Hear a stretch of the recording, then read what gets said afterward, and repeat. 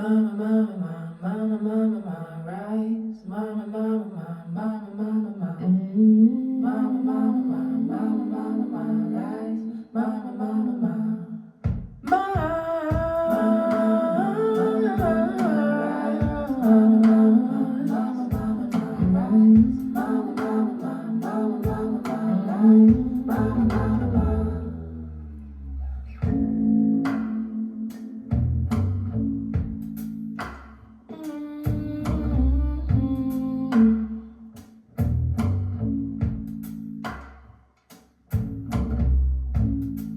Well, it's early in the morning.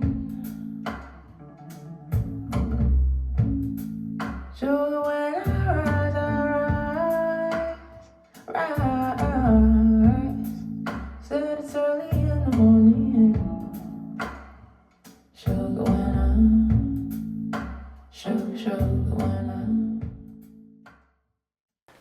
이제 네 번째 패키지죠.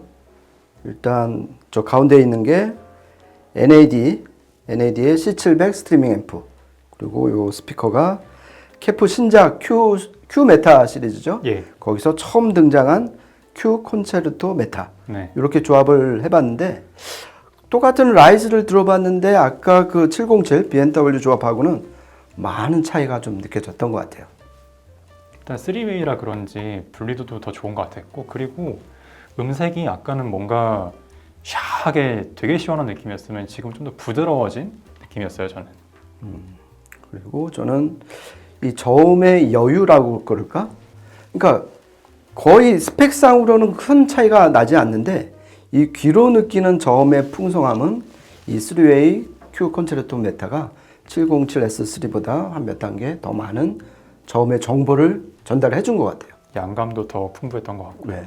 확실히 크기가 깡패라는 생각이 드는 게, 좀 보시면 뭐 영상으로 잘 이렇게 비교가 될지 모르겠는데 707이랑 비교했을 때 압도적으로 큽니다. 그죠? 압도적으로 커서 공간 장악하는 것 자체가, 지금 여기 공간이 사실 엄청 크거든요. 지금 뒤쪽은 안 보여드리고 있지만 엄청 큰 공간인데 여기를 그냥 이 북쉘프 한 조가 그냥 다 장악을 합니다. 그 얘기는 가정에서 만약에 사용한다고 치면 거실 공간에서 뭐 털볼 필요 없는 거죠. 그렇죠. 그냥. 사실 북쉘프라고 부를 수 있는 마지노선 크기인 것 같아요, 얘가. 그리고 지금까지 오늘 살펴본 세트 중에서 룩이 정말 뛰어난 세트인 것 같아요. 네.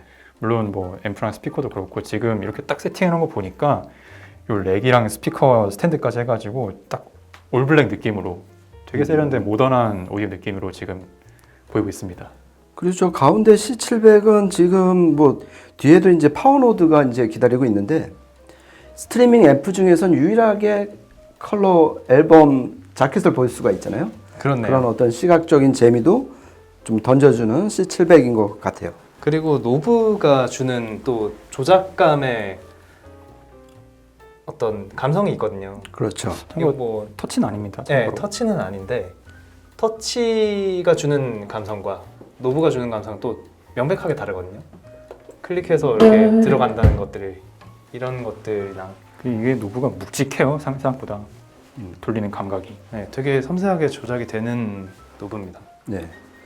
그리고 이제 조금 부연 설명을 드리면은 이 NAD C700은 그 소리결에서 처음에 들었던 커넥트 250하고 같은 클래스인데 약간 소리결이 얘가 좀 더 정화가 됐다, 좀 더 촘촘하다, 그런 느낌을 저는 받았는데, 이게 기본적으로 하이펙스 잘 아시잖아요. 이 하이펙스의 UCD 모듈을 커스텀해서 만들었기 때문에 일반적인 그냥 범용으로 판매되는 클래스 D 모듈하고는 좀 격차가 좀 심하게 나는 것 같습니다. 네, 그리고 배경지식류지만 램브룩에서는 UCD뿐만 아니라 이제 뭐 엔코어라든지 아니면 그 위에 이제 퓨리파이 모듈까지 이렇게 생산 자체를 본인들 공장에서 한다고 해요. 그걸 이제 라이센스를 받아서 직접 설계를 변경을 할 부분들은 변경을 하고 적용을 할 부분들은 적용을 해서 이제 본인들 기기에 최적화된 회로를 짜게 되는 거죠. 그렇죠. 그런 면에서 굉장히 큰 이점이 있다고 생각을 해요. 네, 그러니까 이 하이펙스 모듈이 지금 말씀하신 대로 UCD, 엔코어, 아이겐탁트 이렇게 물론 이제 그거는 이제 같은 브루노 푸제이지만 브랜드는 달라졌죠. 예, 그죠. 퓨리파이로 네. 바꿔졌지만은 이 세 개 클래스 D 모듈의 가장 큰 장점이 이 NAD나 블루 사운드에서 밝힌 게 뭐냐면은 커스텀이 잘 된다. 그러니까 그러니까 파워 서플라이도 역시 커스텀을 잘 할 수도 있고 거기서 어차피 이제 끄집어내야 될 거 아니에요. 얘는 이제 증폭을 했으니까 그렇죠. 끄집어내는 그 커스텀도 정말 잘 돼 있어갖고 자기가 원하는 사운드를 끄집어낼 수 있다는 거예요.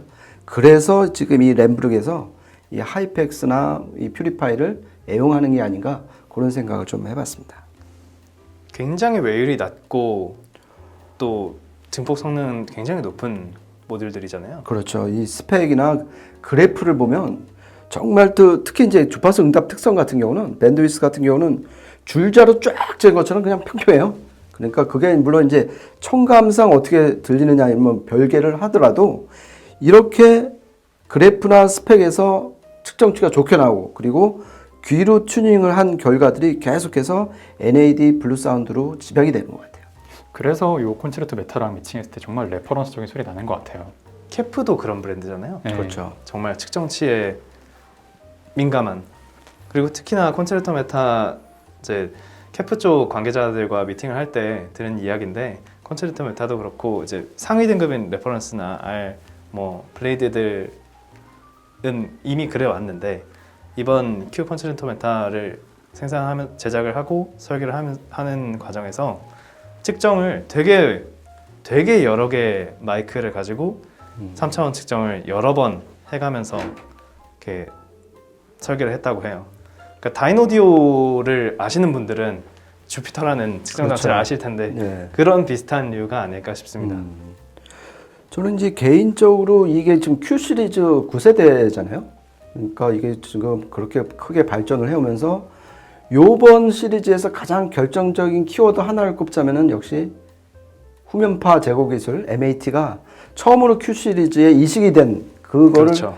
중요한 핵심 키워드로 꼽고 싶어요. 그러니까 청감상으로는 중고음이 되게 깨끗하고 정돈이 된 것처럼 들리잖아요.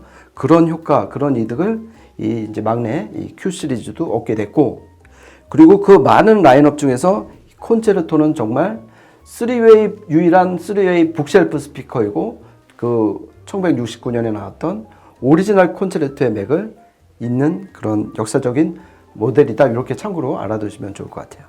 저희가 그 3웨이 말씀을 많이 드렸는데 북쉘프에서 3웨이가 가능한 거는 사실 캐프기 때문에 가능한 것 같아요. 이 위에 하나로 보이는 게 사실 잘 아시겠지만 유니큐 중축 유닛이잖아요. 네. 12세대를 맞은. 여기서 이미 2A가 판가름이 났기 때문에 전용 우퍼로 즉 하나를 붙일 수가 있었던 거죠. 만약에 다른 브랜드였으면 3개 유닛을 박아야 되면은 물리적으로 이 스탠드 마운트에서는 불가능하다. 그렇게 이제 볼 수가 있는 거죠. 이 작은 유닛에 트위터 들어가 있고 그렇죠. 미드레인지가 두르고 그렇죠. 있고 예. 그 밑에 또 별도 네, 우퍼가 그 있고. 크기에 비해서 훨씬 큰 그렇죠. 우퍼가 이제 마련이 되어 있는 거니까요. 그리고 또 한 가지 좀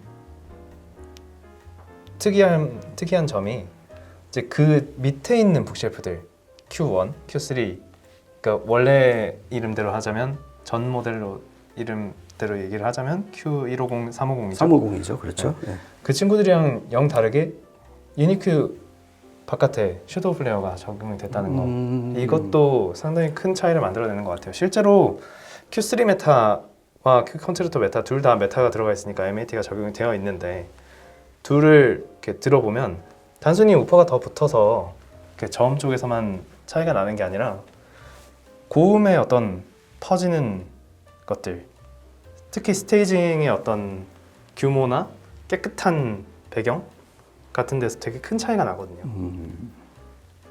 그러면서 섀도우 플레이어가 적용된 거는 MAT만큼이나 사실은 큰 차이라고 볼 수 있을 것 같아요. 그렇죠. 그러니까 핵심은 그 섀도우 플레이어라는 일종의 이 웨이브 가이드를 다른 유닛 같으면은 그냥 혼자만 독점을 하는데 얘는 안에 있는 트위터도 같이 어차피 이용을 하니까 그 효과는 2배 이상으로 높아질 수가 있는 거죠. 그리고 물론 이제 안에 있는 트위터는 이 앞에 이제 또 가이드가 또 있고 예, 텐션 그리고 가이드가 있죠. 둘레이 이 미드레인지를 또 가이드로 또 활용을 하는 거죠. 그러면서 또 이 3웨이의 장점이 나오는데 전용 우퍼가 독립이 되니까 얘 미드레인지에 할 일이 조금 줄어들잖아요. 그렇죠. 그러니까 덜 움직여도 되니까 안에 있는 트위터 입장에서는 편안하게 움직일 수가 있는 거죠. 주위에서 막 움직이면 가이드가 떨린다는 얘기잖아요. 그런 면에서 3웨이는 이 큐 콘체르토 메타의 어떤 그러니까 캐프가 갖고 있는 모든 노하우가 다 집약이 돼 있는 것 같아요. Mama, mama, mama, mama, mama, rise. Mama, mama, mama, mama, mama, mama. Mama, mama, mama, mama, mama, rise. Mama, mama, mama.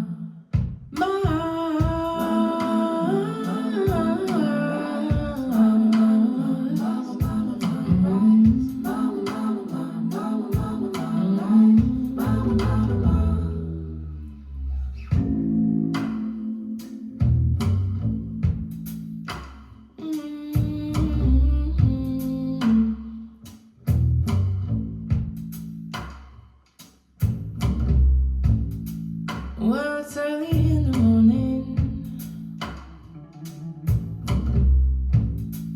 Sugar, when I rise. Said it's early in the morning. Sugar, when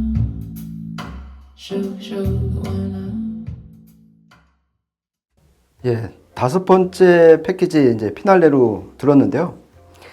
역시 가격대도 있고 이 제가 개인적으로 이 PSB 들을 때마다 느끼는 건데 이 캐나다 PSB가 참 소리를 잘 만들어내는 것 같아요. 더군다나 이 3웨이가 딱 되면서 이 특히 저음의 어떤 디테일, 질감, 이 퀄리티가 상당했던 것 같아요. 아까 봤던 그 PSB 북쉘프의 상위 모델인 거죠, 그 라인업에서. 그렇죠. 뉴 이매진 시리즈의 최상위죠. 네. 요 밑에 T54라는 지금 여기 이쪽에도 있는데 조금 스몰 사이즈의 플로어 스탠딩이 또 하나 있고요. 그러니까 이 우퍼가 지금 6.5인치 카본 우퍼가 2발이 들어가 있잖아요. 그리고 플로어 스탠딩이고 그 덕분에 저희가 지금 5개 패키지 스피커 중에서 가장 저음이 밑으로 떨어져요. 28Hz인데 참 이게 기막힌 우연일지는 모르겠는데 이 그랜드 피아노 가장 낮은 음이 28Hz거든요. 그러니까 피아노가 낼 수 있는 가장 낮은 음을 이 T65는 최소한 낼 수 있다. 기음을 낼 수가 있다. 그런 면에서 그래서 스피커 광대역을 살려고 하는 이유가 그거인 것 같아요. 그리고 그 광대역을 정확하게 내기 위해서 3웨이로 쪼갠 거고요. 그런 면에서 매칭도 중요할 것 같은데 이 파워노드가 이름값을 잘하는 앰프인 것 같아요. 힘이 좋은 앰프. 아까 들어보니까 확실히 요 파워노드 요 조그만한 크기에 비해서 이 톨보이 우퍼 2개 달린 이 커다란 톨보이를 모자람 없이 다 밀어주더라고요, 확실히. 그렇죠. 네. 그러니까 개인적으로는 이 파워노드는 전에 이제 파워노드 2i서부터 이제 여러 이제 이 그때 당시 한 5년 전에 도장 깨기를 한번 한 적이 있었어요, 소리샵에서. 그 저랑 좀 친한 그 동료 리뷰어 코난하고 해서 9개 스피커를 놓고서 파워노드 2i가 다 맞짱을 뜬 거예요. 정말 재밌었습니다. 하나로. 그러면서 그때는 제 기억에 얘가 출력이 3세대가 되면서 60에서 80으로 늘었거든요. 네. 근데 60W인데도 스피커들 다 쓰러뜨리는 걸 보고서 야 정말 대단하다. 네. 그리고 그 근본 그 배경에는 역시 아까도 말씀드렸지만 하이패스 UCD 모듈이 자리 잡고 있다. 네. 한창 유명하고 한창 잘 나갈 때는 사실 그렇게 회자되지 않았던 이야기인데 지금 요즘 들어서 이제 3세대가 나온 지 사실 1년이 조금 넘게 시간이 됐잖아요.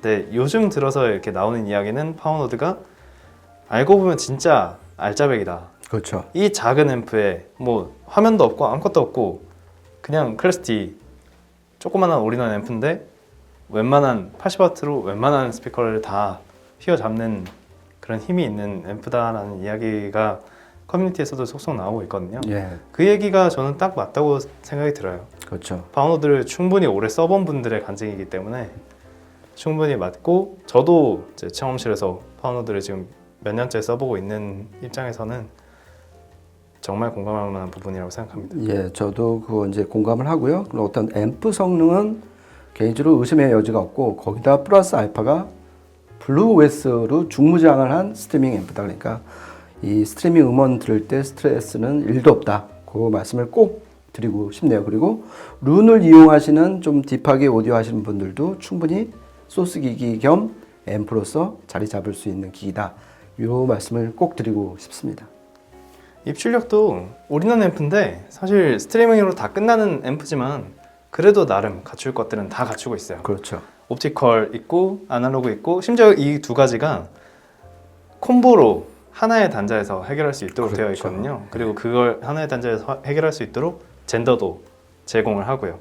그리고 이제 HDMI 아까 말씀하셨듯이 요즘 대세인 HDMI EARC도 지원을 하기 때문에 TV나 어떤 다른 ARC를 지원하는 DDC가 있는지는 잘 모르겠어요. 만약에 집에 이제 그 스마트 TV가 있으면은 HDMI 케이블을 연결을 해서 얘를 통해서 정말 이 남부럽지 않은 오디오 시스템으로 아파트를 딱 들 수가 있는 거죠. 그런 면에서 HDMI EARC는 어떤 신의 거의 한수격인 인터페이스다. 그렇게 좀 생각을 해봤습니다. 사실 따지고 들면 파워노드와 파워노드 엣지 그러면은 파워노드 엣지를 사지 왜 파워노드를 사야 돼? 라고 하는 분들이 있을 수도 있어요. 근데 사실은 증폭 방식도 약간씩 다르고 또 와트수도 아까 말씀하신 것처럼 상당히 2배나 차이가 나니까요. 그런 면에서 나오는 어떤 소리의 퀄리티를 도저히 무시하기 어려운 차이가 좀 있기는 합니다. 확실히 그렇죠. 저렴한 제품은 저렴한 이유가 있고 그보다 윗등급인 제품은 그보다 윗등급인 이유가 있는 법이죠. 그렇죠. 그리고 기본적으로 이 오디오 특히 이제 앰프 쪽은 전기로 움직이는 거기 때문에 이 전원부의 어떤 스케일 차이가 이 가격대별로 이제 날 수밖에 없는 거죠. 그러니까 보면 볼수록 저 파워노드는 정말 이 블루 사운드의 메가 히트 상품인 것 같아요. 그리고 오랫동안 스트레스 없이 고장 없이 쓸 수 있는 정말 거의 올인원급의 스트리밍 앰프라고 보셔도 될 것 같아요. 네. 정말 고장 안 나요. 정말 고장 안 나는 거는 정말 제자리에서 오래 사용하고 있기 때문에 저 스스로도 증언할 수 있습니다. 정말 고장 안 나는 좋은 앰프예요. 그래서 입문자분들 같은 경우에는 사실 아까 봤던 800A 같은 풀사이즈는 좀 부담스러울 수 있잖아요. 네. 그런 분들께는 이런 게 아주 좋은 게 이런 거 하나 사면은 아까 말씀하신 것처럼 뭐 HDMI도 있고 뭐 입력도 많으니까 사용성 다양하게 쓸 수 있잖아요. 그래서 이거 하나 사면은 뭐 몇 년은 쓸 수 있는 제품이거든요, 사실은. 네. 저희는 지금 패키지에 대해서 얘기를 하고 있으니까 톨보이와 파워노드의 조합이다라고 얘기를 하면 사실 아까 얘기한 HDMI가 키가 될 수밖에 없을 것 같아요. 사실 톨보이를 거실이 아닌 뭐 다른 방에서 사용하기는 쉽지 않을 거고 거실에 배치를 해야 될 텐데 거실이란 자고로 TV를 다 중심으로 있고. 공간 그쵸. 배치가 이루어지는 거 아니겠어요? 그러니까 TV가 중앙에 대화면이 깔리고 그 밑에 조그맣게 그렇죠. 자리를 잡는 거죠. 그렇게 이제 스크린을 중심으로 해서 큰 톨보이 두 네. 개가 자리를 잡고 앰프는 그 공간 속에서 싹 사라진다. 그렇죠. 그러니까 그런 면에서는 정말 이점이 있는 것 같아요. 예. 그리고 요 이제 PSB 끝으로 한 말씀 드리고 싶다면은 저는 이 유닛 배치가 참 재미난 것 같아요. 항상 PSB 저희가 지금 소개시켜드린 뭐 알파 P3도 그렇고 그 다음에 B550도 그렇고 미드레인지나 미드우프가 항상 위에 있어요. 트위터보다. 그래갖고 이거 요런 게 어떻게 보면 PSB의 전통인데 그 핵심은 사람 귀가 가장 예민하게 듣는 중역대. 그러니까 얘 같은 경우 보통 이제 한 2kHz에서 끊잖아요. 그러니까 저음에서 2kHz까지는 사실 그러니까 2kHz부터는 트위터인데 사실 2kHz 미만은 중고음이에요. 중저음이 아니라. 그러니까 사람이 듣는 거의 모든 음을 중역대가 내기 때문에 이거를 시청실의 거의 가운데에 두어라. 이게 PSB의 어떤 그 사운드 철학이었던 것 같아요. 앉든 서든.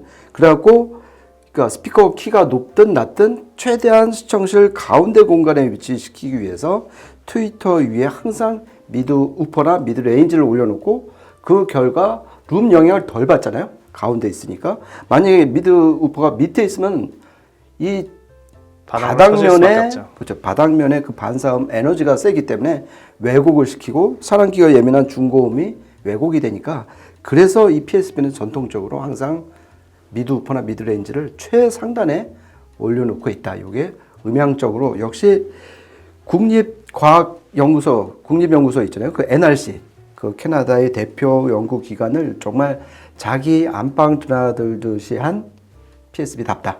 그렇게 해서 어떤 음향 심리학까지 검토해서 나온 어떤 모델, 그 헤리티지가 계속 이어져 오고 있다.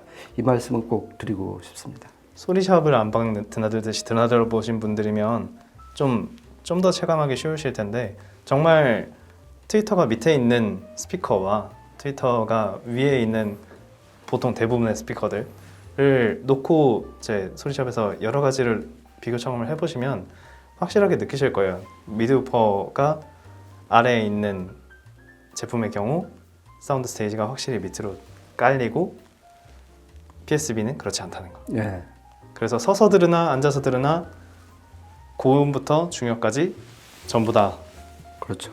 관자놀이 위쪽으로 쫙 퍼질 수 있는 그런 훌륭한 개방감을 선사하죠. 그렇죠. 그러니까 어떻게 보면 다른 의미에서 대역 밸런스를 찾게 되는 거죠. 이렇게 위치를 바꿈으로써. 예. 그러고 보니까 오늘 램브룩 3사 제품을 다 한 번씩 다뤄봤네요. 아, 그렇죠. PSB랑 NAD, 블루사운드랑 NAD. 예. 그리고 저는 개인적으로 이 정말 50만 원 언더서부터 지금 이 가격대는 얼마였죠? 그러니까 280만 원대. 280만 원대요. 네. 300원 떠네요. 300원 어쨌든 더. 어쨌든 300원. 오늘 다룬 것 중엔 제일 고가 라인업이네요. 그렇죠. 그리고 유일한 플러 스탠딩 모델이었죠. 그렇죠. 그렇죠. 그리고 3웨이고 아까도 이제 3웨이는 있었지만 그 캐프는 스탠드 마운트였고 그리고 얘는 기본적으로 스펙상 28Hz까지 정말 초저음까지 떨어지는 이 저역의 쾌감을 선사한다. 이렇게 말씀을 드릴 수 있을 것 같습니다. 이 파워노드하고 이 PSB T65 조합이면 사실 입문자급은 넘어가는 것 같아요. 가격대도 딱 그 가격대를 말해주는 것 같아요. 300 언더라는 거는 지금 소개한 패키지가 무려 5개인데 5개 패키지 중에서 가장 고가임에도 300 언더라는 것은 어쨌든 입문자를 타겟으로 한 게 분명하고 그럼에도 불구하고 가장 그 가격대 안에서 제일 높은 퍼포먼스 그리고 제일 검증된 조합 아까 말씀드렸던 것처럼 똑같이 램브룩 그룹에서 서로 테스트를 하면서 만드는 제품들이잖아요. 그런 좋은 조합이라고 봅니다. 네.